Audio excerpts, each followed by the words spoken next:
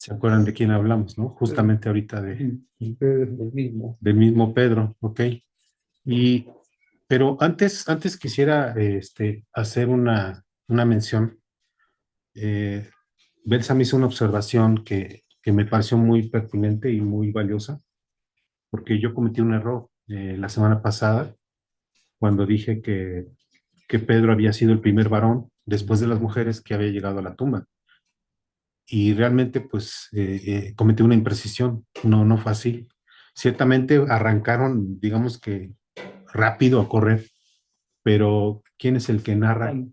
El mismo Juan narra, el discípulo, él se dice a sí mismo, ¿no? Él mismo narra diciendo, pero es que el discípulo amado corrió más rápido que Pedro y llegó antes, pero se refiere a él mismo. O sea, está hablando de él, pero narra en tercera persona. Entonces quise hacer la mención porque me pareció muy pertinente la, la, la, pues la corrección que me hizo Belsa. Bueno, pues vamos a continuar. Hoy quiero hablar del mismo Pedro, pero ¿se acuerdan que la semana pasada hablamos de Pedro y hablábamos de un varón de contrastes, ¿no? Que por un lado era el varón que era impetuoso, que era a veces arrebatado, pero también era ese varón que supo contestarle categóricamente al Señor cuando le dijo, tú eres el Cristo, el Hijo de Dios, ¿no? Y ahora vamos a ver qué pasó justamente después de esos episodios del gallo, el gallo que cantó en esa madrugada, digámoslo así, del viernes, ¿sí?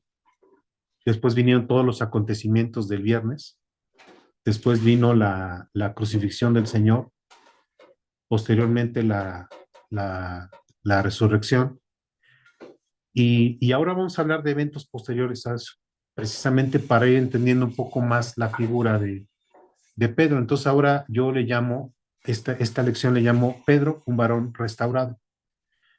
Y hay un versículo que aquí menciono yo como, digamos, significativo, que es allá en Hechos, en el capítulo 1 versículo 14. En en esta parte dice, dice, todos estos perseveraban unánimes en oración y ruego con las mujeres y con María, la madre de Jesús, y con sus hermanos. Ahorita un poquito más adelante vamos a ver quiénes son todos estos. Vamos a desglosar un poco quiénes son estos, ¿no? Bueno, dice la Biblia que aquí en el versículo 9 utiliza una expresión, yo no sé si así sea en el original, pero dice que Cristo fue alzado, o sea, fue levantado de la tierra. Y dice aquí, dice el versículo 9, y habiendo dicho estas cosas, viéndolo ellos, fue alzado, como que es una fuerza del cielo, es la fuerza del Padre la que lo levanta, lo lleva y lo hace regresar a donde él pertenecía, que es justamente a la región celestial. Y dice, y le recibió una nube que le ocultó de sus ojos, o sea, de los ojos de los que estaban ahí presentes. De ahí en más, bueno, lo dejaron de ver y él desapareció de su vista. Pero me parece muy significativo que dice fue alzado, o sea, es esa fuerza del Padre que él mismo decía, fui abandonado, o sea, se sintió abandonado como ser humano, como quien está entregando su vida voluntariamente, pero acá después de cumplir su misión, después de hacer todo lo que tenía que hacer, entregar su vida voluntariamente, resucitar, dice, fue alzado, o sea, fue vuelto a donde pertenecía. A mí me parece muy interesante esa manera, ¿no?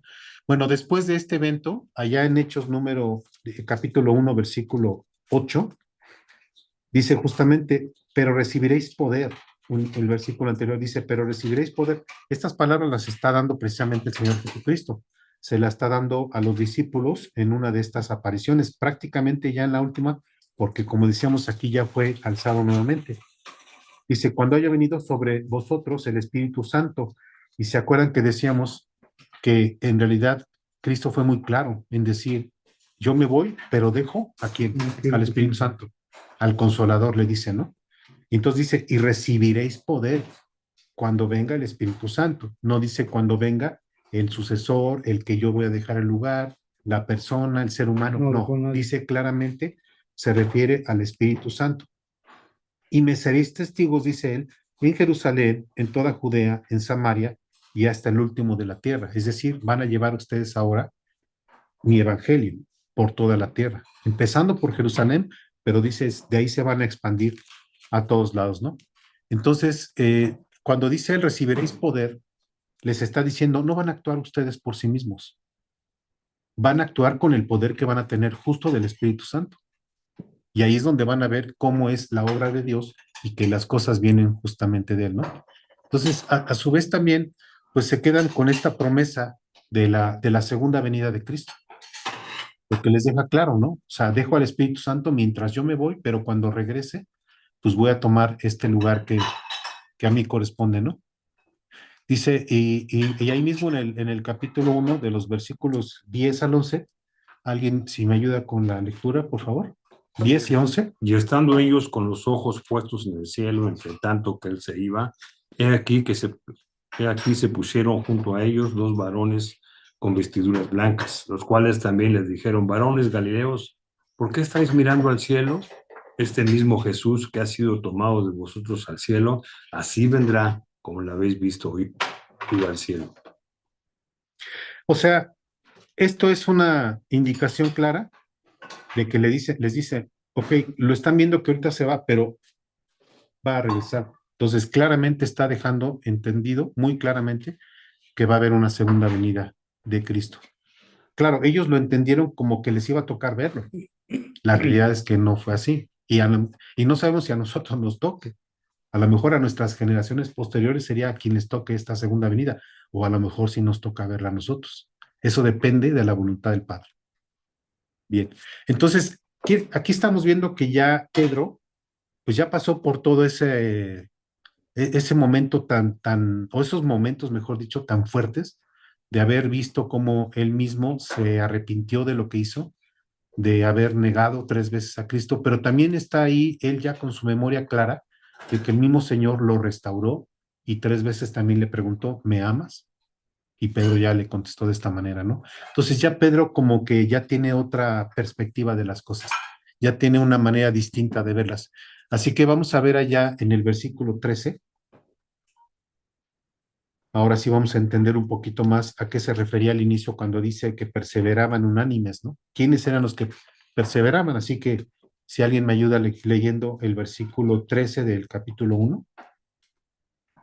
Y entrados, subieron al aposento alto, donde moraban Pedro y Jacobo, Juan, Andrés, Felipe, Tomás, Bartolomé, Mateo, Jacobo hijo de Alfeo, Simón el celote y Judas hermano de Jacobo.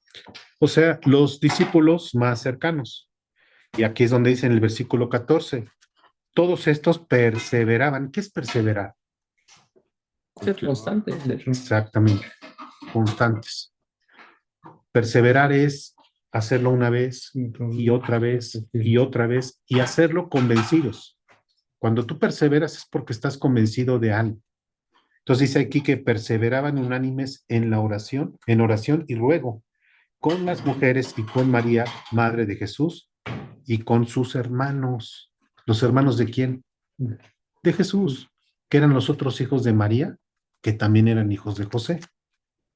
Bueno, entonces aquí vemos que también ya Pedro, pues recordemos que pues era un pescador, pero ahora ya se había convertido en otro tipo de persona. Vamos allá adelantito en el mismo Hechos, en el capítulo 2, y vamos a dar lectura del versículo 14 al 21, porque aquí vamos a señalar varias cosas que son interesantes. Dice entonces Pedro, poniéndose en pie con los 11, alzó la voz y les habló diciendo, varones judíos y todos los que habitáis en Jerusalén, esto os sea notorio y oíd mis palabras, porque estos no están ebrios como vosotros suponéis, puesto que es la hora tercera del día, mas esto es lo dicho por el profeta Joel. Y en los postreros días, dice Dios, derramaré de mi espíritu y sobre toda carne, y vuestros hijos y vuestras hijas profetizarán, vuestros jóvenes verán visiones, y vuestros ancianos soñarán sueños, y de cierto sobre mis siervos y sobre mis siervas, en aquellos días derramaré de mi espíritu y profetizarán, y daré prodigios arriba en el cielo y señales abajo en la tierra, sangre y fuego y vapor de humo. El sol se convertirá en tinieblas y la luna en sangre, antes de que venga el día del Señor grande y manifiesto, y todo aquel que invocare el nombre del Señor será salvo. Bien, importante y muy revelador lo que aquí está haciendo Pedro, porque esto es consecuencia de que nos narran aquí en este libro que se habían congregado de diferentes lugares, muchas personas de diferentes lenguas, de diferentes razas, de diferentes naciones.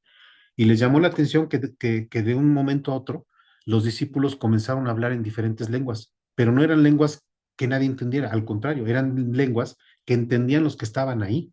Pero también hubo quien decía, estos están borrachos, están ebrios. Llenos de mosto, versículo Mostos, 13. exactamente, a eso se refería. Por eso Pedro les dice, hey, no, no, no, se equivoquen. No, ellos están hablando en lenguas para hacerse entender con las otras personas que están aquí, no están ebrios, ¿sí? Y entonces da un discurso, da una declaración, pero no son palabras que en este momento Pedro hubiese ideado o incluso que en este momento a Pedro le hubieran sido inspiradas por Dios. No, él está citando parte de la escritura, parte del Antiguo Testamento. Está citando Joel, capítulo 2, del versículo 28 al 32. Por eso vemos que aquí está acomodada la escritura de una manera como una cita, ¿sí? Así que vamos a ver exactamente esa cita que es la que está dando aquí Pedro, allá en Joel, que es un libro del Antiguo Testamento y que es aquí una profecía, la que estamos realmente viendo. Capítulo 2, del versículo 28 al 32. Bueno, pues yo creo que Belsa lo tiene. ¿Nos ayudas, Belsa? ¿De él? Es del 2, capítulo 2, del 28 al 32. 28 dice, y después de esto derramaré mi espíritu sobre toda carne, y profetizarán vuestros hijos y vuestras hijas, vuestros ancianos soñarán sueños, y vuestros jóvenes verán visiones. Y también sobre los siervos y sobre las siervas derramaré mi espíritu en aquellos días, y daré prodigios en el cielo y en la tierra, sangre y fuego y columnas de humo. El sol se convertirá en tinieblas y la luna en sangre, antes que venga el día grande y espantoso de Jehová. Y todo aquel que invocar el nombre de Jehová será salvo, porque en el monte de Sión y en Jerusalén habrá salvación, como ha dicho Jehová, y entre el remanente al cual será, el cual habrá llamado. ¿Se acuerdan que dijimos que Pedro probablemente ni siquiera había aprendido a leer y escribir? ¿Su oficio cuál era? Pescador. En esa época, pues no se necesitaba mucho para ser pescador. Y realmente es muy difícil que él hubiera tenido instrucción o alguien lo haya capacitado en el manejo del Antiguo Testamento. Entonces, sorprende un poco, ¿no? Sorprende un poco que Pedro no solamente esté hablando, sino que además esté citando el Antiguo Testamento. Y aquí vemos la mano de Dios. Aquí vemos la manera en la que Dios condujo las cosas para que precisamente Pedro comenzara a tener este tipo de conocimiento. No tenemos a ciencia cierta claridad respecto a por qué llegó a tener este conocimiento, pero es interesante ver que él está citando una profecía precisamente para decirles a la multitud, porque no eran dos o tres los que estaban escuchándolo, era una multitud y además era una multitud de muchas naciones, de muchos pueblos, de muchas culturas, empezando por los judíos que estaban ahí escuchándolo, y les dice, esto que ustedes están viendo no es algo que ocurrió fortuitamente, es algo que estaba establecido en aquellos libros del Antiguo Testamento que ustedes conocen, para que les dijera que esto es justamente una manera de encontrar una especie como de amarre, ¿no? O sea, como que esto hace un clic se ensambla, ¿no? Esto que ustedes han visto que ha ocurrido con Jesucristo, con Jesús, el hecho de que ha muerto, de que ha resucitado, de que se han visto las diferentes apariciones de él, es algo que estaba establecido y cita a uno de los profetas, pero pudo haber citado a Isaías, pudo haber citado a algunos otros que también hablan justamente de la primera venida de Cristo. Lo que sí queda claro acá es que desde el momento en que Jesús los rescata a ellos de ser pescadores, es que Dios ya había preparado sus corazones. Sí. Esas personas ya estaban escogidas. Sí. Inclusive la misma de gente se sorprendía, decían, ¿qué hubo estos cuates? ¿Cómo es que hablan? Y son gente pues, del vulgo. Del vulgo. O sea, de lo más bajo. Sí. De lo más bajo. Sí. Y con qué sabiduría, con qué poder nos hablan de ese Dios. Sí.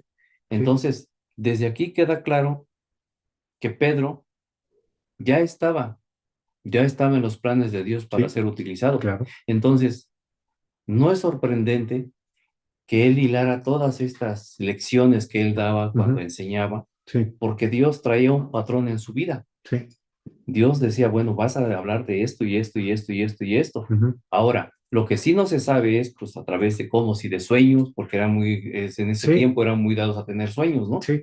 Pero lo único que sí podemos entender es que Dios ya los había escogido, ya eran predestinados para que Jesús los escogiera en la tierra cuando Él estuvo con ellos. Sí. Por eso fueron sus 12 apóstoles. Definitivamente. Quien sí tenía un pleno conocimiento del Antiguo Testamento era Pablo, porque había sido educado por gente como Gamaliel.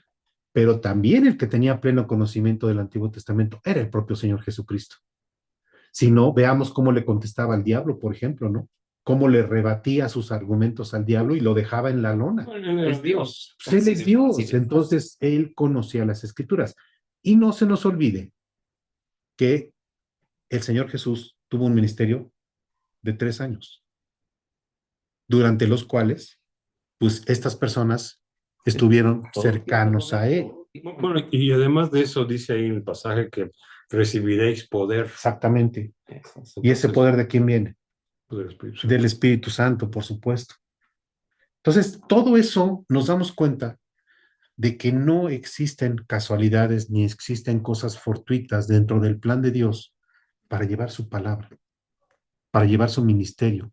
Él escoge a las personas, escogió a un Pedro, a un Andrés, también escogió a un Pablo, también escogió a Tomás, que muchos dicen el incrédulo, ¿no? Bueno, yo diría que no es el incrédulo, es más bien el reflexivo, el que dice, a ver, a mí demuéstrenme, yo quiero ver, yo quiero comprobar, yo quiero saber.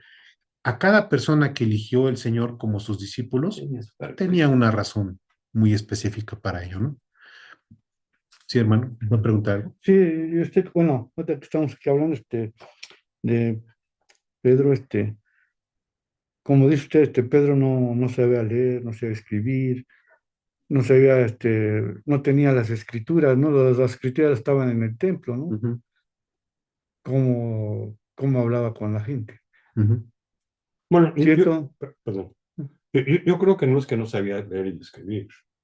Es algo que no sabemos. Sí. Podemos suponerlo, pero no tenemos tampoco la certeza de que supiera o no leer y escribir. Bueno, está bien, pero digo, para saber tanto, sí, para hablar con la gente, vaya. Y las escrituras que estaban sí, guardadas, sí. Él ya las sabía. Sí, siento que es lo acabamos de atribuir justamente a esos elementos, Sí. ¿no? Que se combinan. Uno, por medio del Espíritu Santo. el primero, por supuesto, el actuar del Espíritu Santo, ¿no? Y luego, bueno, pues seguramente durante el tiempo que estuvieron siguiendo al Señor, pues Él los fue capacitando y a lo mejor hasta de oídas de Él, sin necesidad de leer, se iban encontrando con esas escrituras que el mismo Señor les decía. En tal libro está esto, en Isaías está escrito, o simplemente como era la costumbre en aquella época de decir, escrito está, aunque no necesariamente citaban exactamente dónde estaban, ¿no? Pero ahí podemos entender que Dios va acomodando todo y nos va capacitando, pero también nos va sembrando ese deseo de hacer la voluntad de Él a través de la influencia del Espíritu Santo.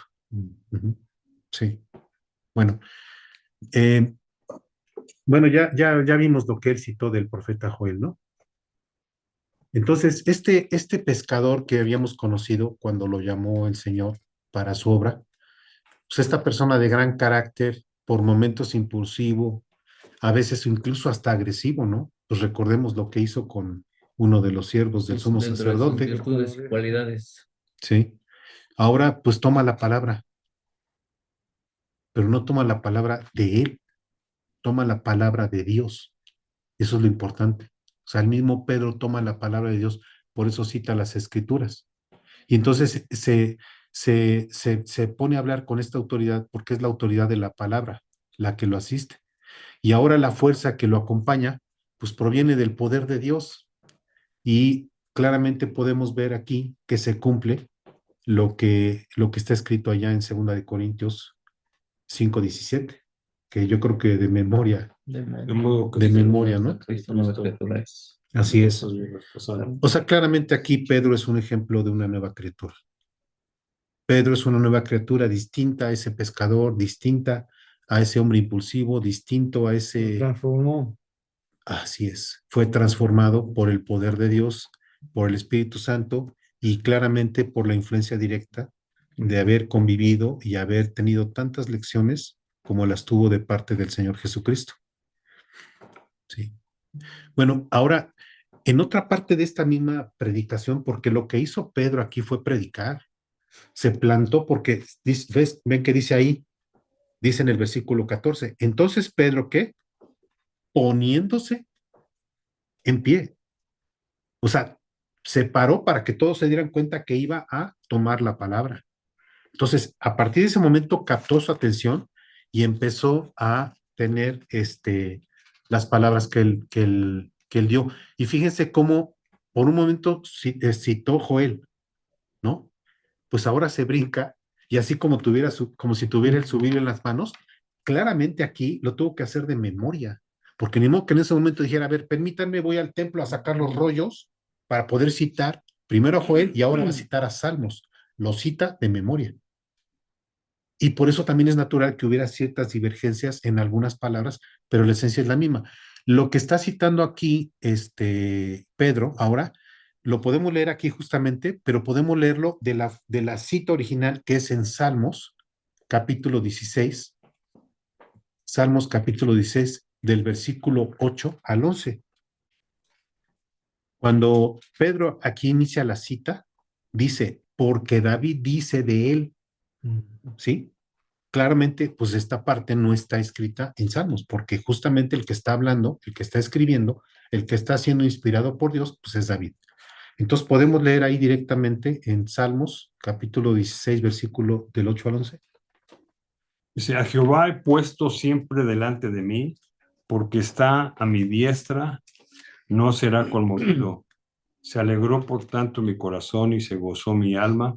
Mi carne también reposará confiadamente, porque no dejará mi alma en el Seol, ni permitirá que tu santo vea corrupción.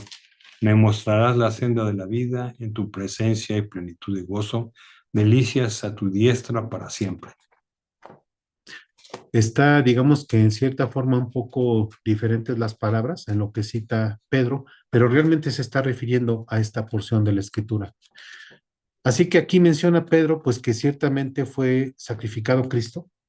Sí, sí fue sacrificado, pero no fue un accidente ni fue algo que ocurriera porque se descuidó o porque algún ser humano lo premeditó sin que él supiera.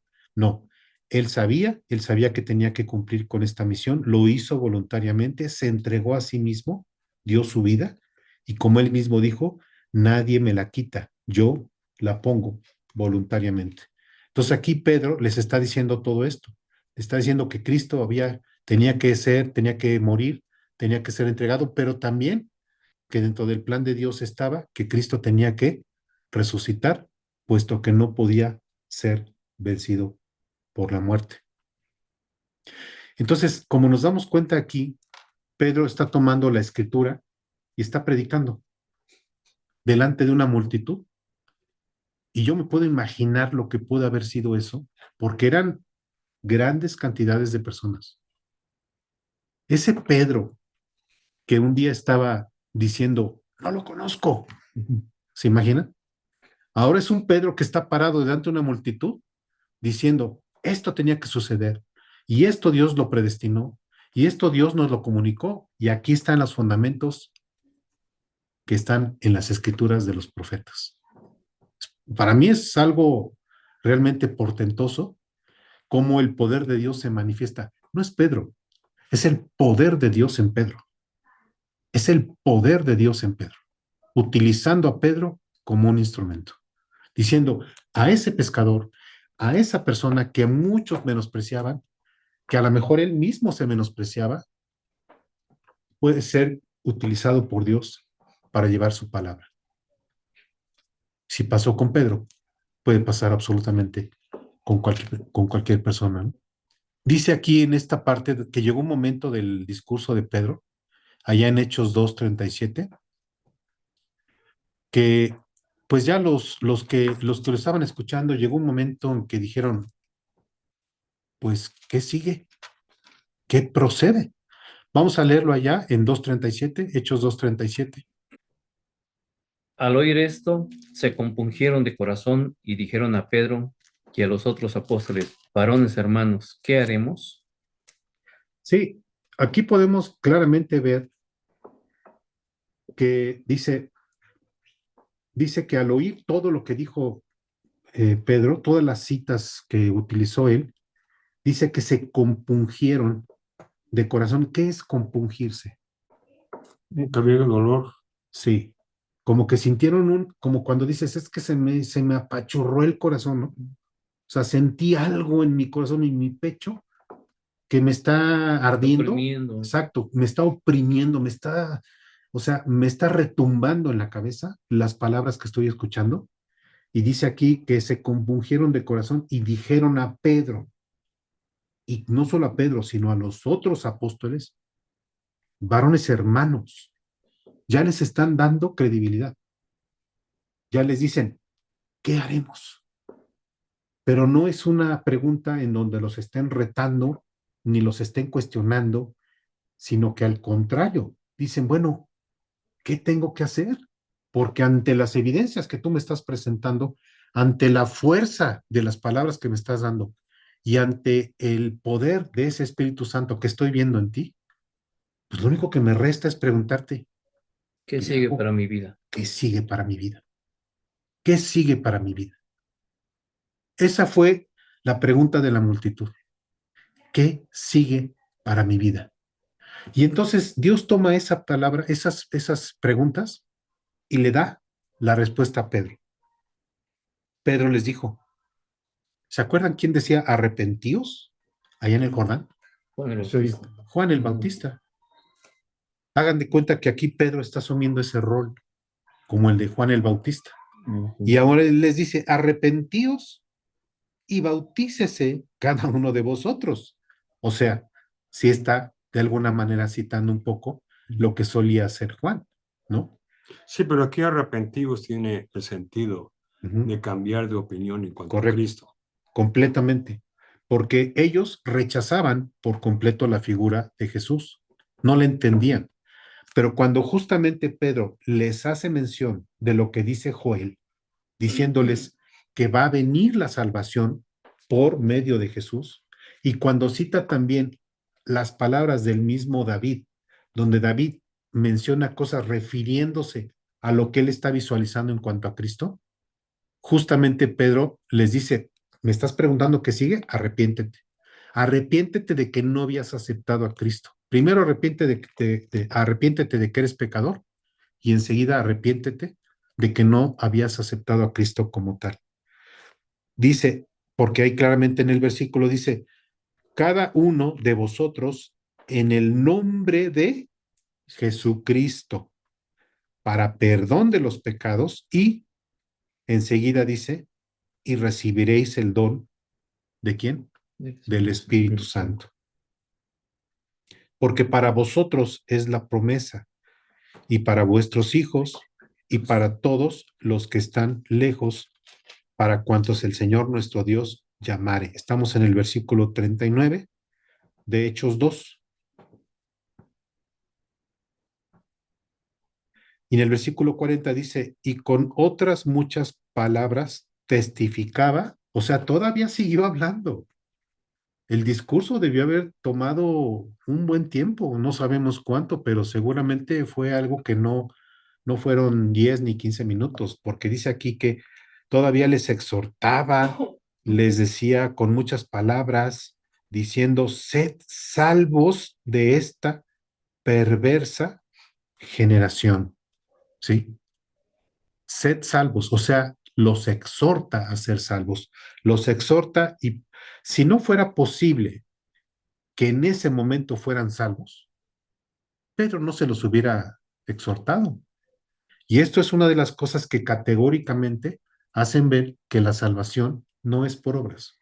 Este es uno de los versículos que nos indican claramente que si Pedro les dice arrepentíos y luego les dice bautícense en el nombre de Jesucristo para que sean salvos, es porque era posible que así fuera, porque ese era el verdadero plan de Dios. Y bueno, pues veamos justamente cuál es el resultado en el versículo 41. Dice, así que los que recibieron su palabra fueron bautizados y se añadieron aquel día como 3,000 personas. Ahora, aquí hay una aclaración aparentemente que tiene que ver con el número. Dicen los estudiosos que en aquella época cuando se hablaba de 3,000 personas, ¿a quiénes se refería? ¿Hombres, mujeres, niños? ¿O nada más se refería a los puros Como ahí varones? habla en término general, porque en otro pasaje más adelante habla de Sí, sin contar mujeres y los y niños. niños. Ujú. Entonces aquí este es un contagio global. Sí, pero digamos que sea cual fuere la interpretación que pudiéramos darle, Un resultado. imagínense juntar 3,000 personas, no en aquella época, en la época actual. Supongamos que hubiese un poder de convocatoria de alguien para decir, vamos a hablar de estas palabras del Señor Jesucristo y nos vemos en el estacionamiento del Estadio Cuauhtémoc. ¿Cabrán ahí 3,000 personas? ¿Cómo se vería un lugar con 3,000 personas? Ahora, no fueron solo 3,000 personas, porque dice que los que se rindieron a Cristo fueron 3,000, pero pudieron haber habido más. Ujú. O sea, había una multitud tremenda. En aquella época, donde el número de pobladores en las diferentes aldeas no era tan grande, yo me quiero imaginar que esto fue algo realmente conducido por la mano de Dios, porque no fue que alguien se dedicara a dar anuncios o a hacer una convocatoria diciendo, miren, va a haber una predicación. No, fue la mano de Dios la que hizo juntar esta multitud precisamente para utilizar a Pedro como un instrumento para llevar este mensaje de salvación y para que producto de este mensaje se convirtieran 3,000 personas, y las cuales fueron, dice ahí, que añadidas a qué. Que existen. A los 120 personas. Que lo Así es. hicieron. Ahora, 120 personas no es un número nada despreciable, ya quisiéramos tener nosotros Pero no 120 se compara. personas, ¿no? Pero no se comparan a esas 3,000 que fueron resultado de esta predicación. Para mí, yo diría portentosa. Es que aquí hay algo Portentosa. claro, lo comentó Chalo hace un rato. Tiene que ver con la ascensión de Cristo, Ujú. cuando dijo que iba a dejar el Espíritu Santo y ser lleno del Espíritu Santo. Sí. Entonces, en ese enfoque es cuando el Espíritu Santo, Jesús ya se fue, Ujú. ahora la obra es del Espíritu Santo, Sí. y es el que mueve a las personas, y es el que mueve a los discípulos, y es el que mueve todo lo que está alrededor de ellos para que el ministerio no se corte, sino el ministerio siga. Y Ujú. hoy en día el Espíritu Santo es el que nos mueve a nosotros a decir, predica, habla, porque Ujú. es la misma obra, porque es el mismo Dios. Entonces, eso es lo que pasó ahí, que el Espíritu Santo es el que estaba moviendo a Pedro de tal forma que no había manera que Pedro dijera no, porque eso ya lo traía en el corazón. No es que si Pedro lo sabía o lo creía, no, eso ya es subjetivo, sino lo que pasa es que el Espíritu Santo es el que movía a Pedro de tal manera que estaba entregado completamente a Cristo. ¿Qué fue lo que hizo que Pedro negara al Señor 3 veces? Satanás. Sí, porque el mismo Cristo le dijo, Satanás os ha pedido para zarandearos como a trigo. ¿Y cómo? Perdón, Sí. inclusive antes también le dice, cuando le dijo Pedro, que le dijo, Señor, que esto de ninguna manera te pase, cuando estaba hablando él, y Así le es. dijo, quítate de mí, Satanás, ¿Por porque qué? me eres estorbo. Exacto, porque es necesario que me pase, Claro. ¿no? Entonces, no le está hablando a Pedro, le está hablando a las palabras de Pedro cuando le dice, quítate de mí.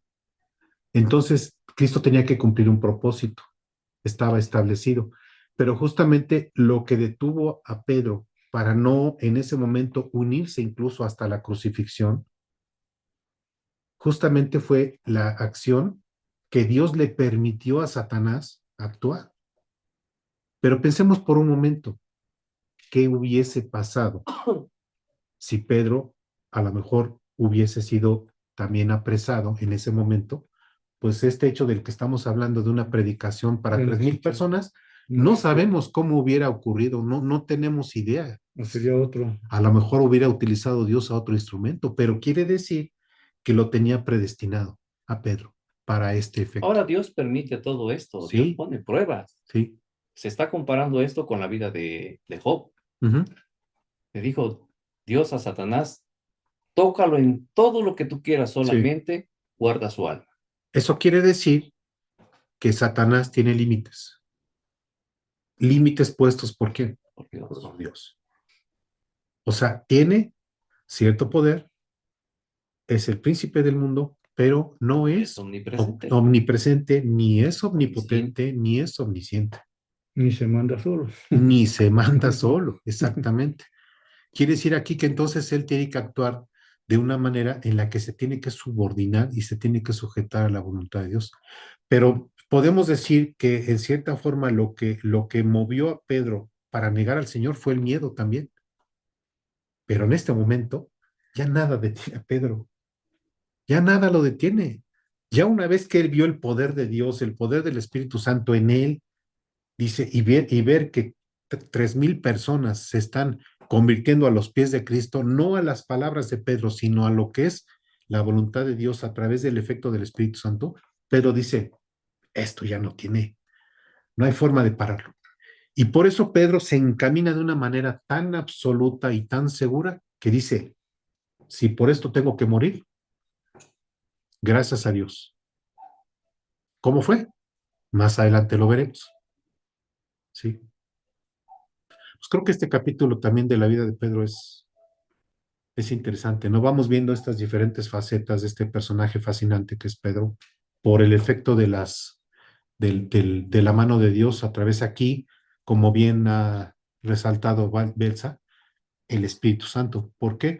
Porque claramente Cristo dijo, bueno, ahora ya me voy, pero se queda con ustedes el Espíritu Santo. Por eso les dice, recibiréis poder cuando haya descendido sobre ustedes el Espíritu Santo. Es interesante cómo Dios usó a Pedro, ¿verdad? Y a él le dijo, te daré las llaves. Sí. Y aquí vemos cómo está abriendo con las llaves, ¿no? Ajá. A eso se refiere las llaves, a esta apertura, a estos 3,000 y los que vendrían posteriormente. Sí, no se refiere a algo tangible como una chapa o algo, ¿no? Sí. Sino se refiere, es una metáfora. Aquí sí es una metáfora. Aquí sí no es como el gallo. Aquí sí son llaves completamente metafóricas. Lo del gallo sí fue por un lado metafórico cuando se lo dijo, pero se cristalizó en la realidad. Entonces ahí lo fortaleció a Pedro, Sí. el Espíritu Santo, más el Espíritu Santo para, como dice usted que varios grupos estaban hablando dialectos diferentes, pues él dice, espera, pues este grupo habla así, nos hablamos así, nos entendemos nosotros, a ellos no estuvo bien. Así es. O sea, hay muchas cosas que pues no sabe uno, ¿no? Pero Dios nos las va a descubrir. Exactamente. Es como va uno a un pueblito y están hablando su dialecto y ni le entendemos, pero ellos están en sus cosas y nosotros en nosotros. Bien. Bueno, a mí me llama la atención que es el mismo Espíritu Santo que usó a Pedro y que nos usa a nosotros. Sí, Por eso digo, continúa hasta nuestros días, ¿no? Sí, exacto. sí, y no sé si a ustedes les ha pasado, pero a veces cuando Dios nos pone bajo ciertas circunstancias, ¿cómo nos vienen pasajes en la Biblia que si estuviéramos, pues, ay, no sé qué, pero ahí nos viene cómo el Espíritu Santo nos ayuda? Y así como a Pedro, sacarlo de Joel. A manera de testimonio, la primera vez después inclusive haber oído muchas veces, pues, predicaciones y todo, ¿no?